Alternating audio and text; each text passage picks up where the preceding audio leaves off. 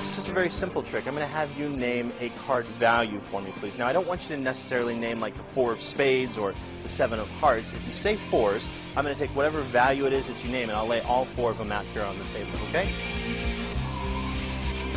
That's the club, that's the heart, that's the spade, and that's the diamond, okay? Greg, if you don't mind helping me here.